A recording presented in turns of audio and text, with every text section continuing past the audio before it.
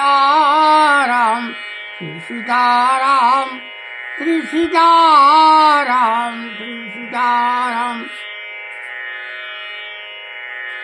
चंपापुरी के राजा हंस तुझे बड़े ही धर्मात्मा प्रजापालक सूरवीर और भगवत भक्त। उसके राज्य को एक विशेषता की राजकुल तथा प्रजा के सभी पुरुष एक पत्नी व्रत का पालन करते थे।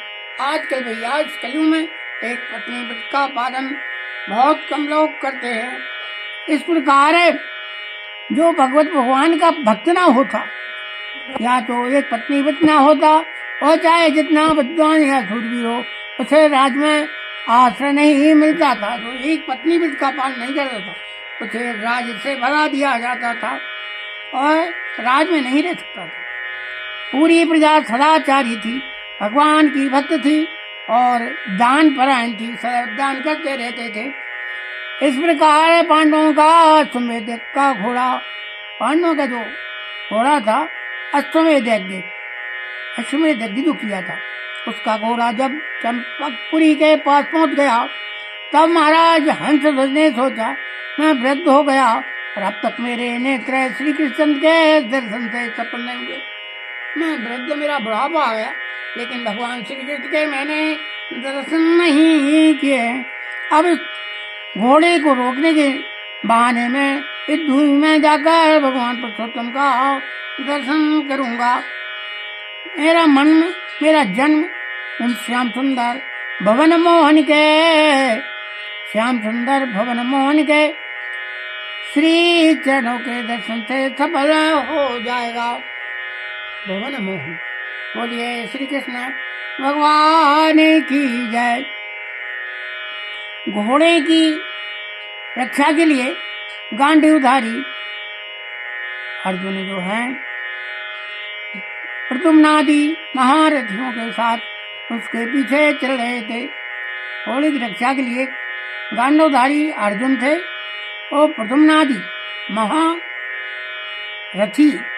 तो युद्ध में विजय हासिल करते हैं, महारथी के पीछे पीछे चल रहे थे। ऐसा सबको पता था और किंतु राजा को पार्थसारथी श्री कृष्ण के दर्शन करने थे, श्री कृष्ण के दर्शन करने थे।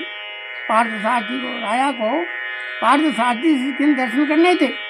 अस्त्र पकड़कर बांध लिया गया, घोड़े को पकड़ लिया और बांध के राजगुरु शंख तथा लिखित की आज्ञा से एक घोषणा कर दी गई, अमुक समय तक सब योद्धा रण क्षेत्र में उपस्थित हो जाएं। जो ठीक समय पर नहीं पहुंचेगा उसे उबलते हुए तेल के कढ़ाई में डाल दिया जाएगा। ऐसी डोंडी पिटवा दी भैया और कहा कि जो है उपस्थित नहीं हुआ उसको तेल की कढ़ाई में जो है डाल दिया जाएगा। राजा हंसध्वज के 5 पुत्र थे, सुबल, सुरथ, सम और सुदर्शन तथा सुधन्वा। ये हंसध्वज के 5 पुत्र थे। छोटे राजकुमार सुधन्वा अपनी माता के पास आज्ञा लेने पहुंचे। छोटा जो पुत्र था माँ से आज्ञा लेने के पहुंचा। वीर माता ने पुत्र को हृदय से लगाया, आते दिया बेटा तू तुम्हें जा और बिजी होकर लौट, परंतु ते मेरे पास 4 पैर वाले पशु को मत ले आना। मैं तो मुक्तिदाता हरि को पाना चाहती हूँ। ऐसा आशीर्वाद दे दिया, तू वही कर्म कर जिससे श्री कृष्ण प्रसन्न हो।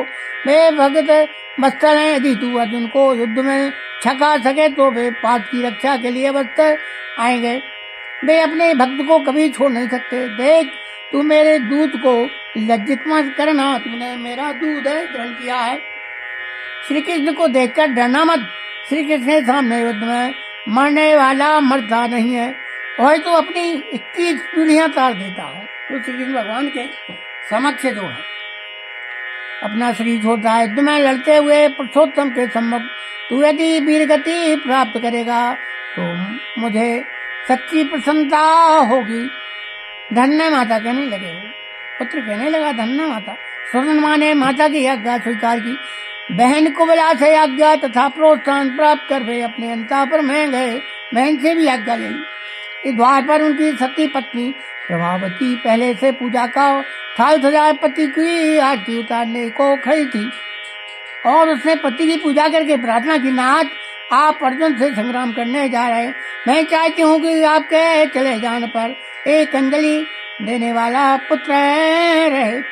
सुरनमा ने पत्नी को समझाना चाहा, पर वह पतिव्रता थी। उसने कहा, मेरे स्वामी, मैं जानती हूँ कि श्री कृष्ण के समीप जाकर कोई संसार में लौटता नहीं है। श्री कृष्ण चंद्र के जो दर्शन करता है संसार में फिर नहीं आता है।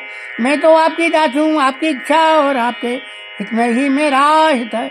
मैं आपके इस मंगल प्रस्थान में बाधा नहीं देना चाहती। इस दासी को तो एक तुच्छ प्रार्थना है, मेरी तो तुच्छ प्रार्थना कर रही हूँ, आपको यह प्रार्थना पूर्ण करनी चाहिए।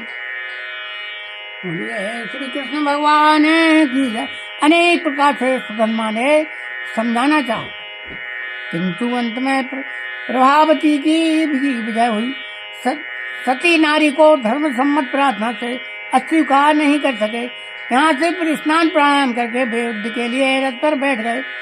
इधर युद्धभूमि में महाराज हंसध्वज अपने चारों राजकुमारों के साथ जो है पहुंच गए। सभी शूर एकत्र हो गए, किंतु समय हो जाने पर भी जब सुधन्वा नहीं पहुंचे तब राजा ने उन्हें पकड़ लाने के लिए कुछ सैनिक भेजे, लेकिन ये नहीं पहुंचे। सुधन्वा सब पहुंच गए लेकिन सुधन्वा नहीं पहुंचे, तो उनको पकड़ने के लिए सैनिक भेजे। सैनिकों को सुधन्वा मार्ग में ही मिल गए। पिता के पास पहुंच गए। जब उन्होंने विलम्ब का कारण बताया तब क्रोध में भरकर महाराज कहने लगे, तू बड़ा मूर्ख है। यदि पुत्र होने से सदगति होती है तो सभी कुकर सुकर स्वर्ग ही चले जाते। तेरे धर्म तथा विचार को धिक्कार है। श्री कृष्ण का नाम सुनकर भी तेरा मन काम के हेत हो गया। ऐसा कामी भगवान से मौके कुपुत्र का तो तेल में जुगल कर ही मरना ठीक है, तेरे लिए धिक्कार है। राजा ने व्यवस्था के लिए पुरोहितों के पास दूत भेजा। धर्म के मर्मज्ञ स्मृतियों के रचयिता ऋषि शंख और लिखते बड़े क्रोधी थे। शंख उन्होंने दूसरे का राजा का मन पुत्र के मोह से धर्मभ्रष्ट हो गया है। जब सबके लिए एक ही आज्ञा थी तब व्यवस्था पूछने की क्यों आप तक हुई। जो मंदबुद्धि लोभ मोह तथा भय से अपने बचनों का पालन नहीं करता उसे नरक के दारुण दुख मिलते हैं। हंसध्वज पुत्र के कारण अपने बचनों को आज झूठा करना चाहता है। ऐसे अधर्मी राजा के राज में हम नहीं रहना चाहते। इतना करके वे दोनों ऋषि चल पड़े। दोनों ऋषियों ने चल दिया। दूसरे समाचार पाकर राजा ने मंत्री को आदेश दिया, सुधन्वा को बलते तेल के कड़ाहे में डाल दो। इतना आदेश देकर वे दोनों पुरोहित को मानने चले गए। मंत्री को बड़ा दुख हुआ, किंतु सुधन्वा ने उन्हें कर्तव्य पालन के लिए दृढ़तापूर्वक समझाया। पिता की आज्ञा का सत्पुत्र को पालन का ही चाहिए। पिता वही है जो अपने पिता का पालन करे। उसने निश्चय किया। उसने तुलसी की माला गले में डाली, हाथ जोड़कर भगवान से प्रार्थना की, प्रभु गोविंद मुकुंद, मुझे मरने का कोई भय नहीं है। मैं तो आपके चरणों में त्याग करते ही आया था, परंतु मैं आपका जो है प्रत्यक्ष दर्शन न कर सका। यही मुझे दुख है। मैंने आपका तिरस्कार करके बीच में काम की सेवा की। क्या इसलिए आप मेरी रक्षा को अपने अभय हाथ नहीं बढ़ाते? पर मेरे स्वामी, जो लोग कष्ट में पड़कर भय से व्याकुल होकर आपकी शरण लेते हैं उन्हें क्या सुख की प्राप्ति नहीं होती? मैं आपका ध्यान करते हुए शरीर छोड़ रहा हूँ तो आपको अवश्य प्राप्त होऊंगा।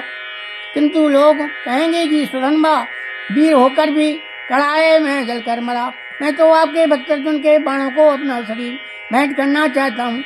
आपने अनेक भक्तों की टेक रखी है, अनेकों इच्छा पूर्ण की है, मेरी भी इच्छा पूर्ण कीजिए। अपने चरण जो है चरणाश्रित की टेक भी रखिए।